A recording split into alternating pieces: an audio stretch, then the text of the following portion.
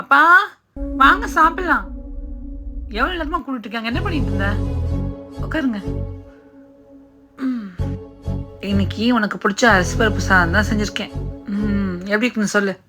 அப்பா அப்பா சாப்பிடுப்பா. உன்ன மாதிரி இருக்கிற எல்லாரும் குறிப்பிட்ட வயசுக்கு அப்புறம் ஊரை விட்டு ஓடிடுவாங்களாம்மா. ஏன்பா அப்படிலாம் பேசுற?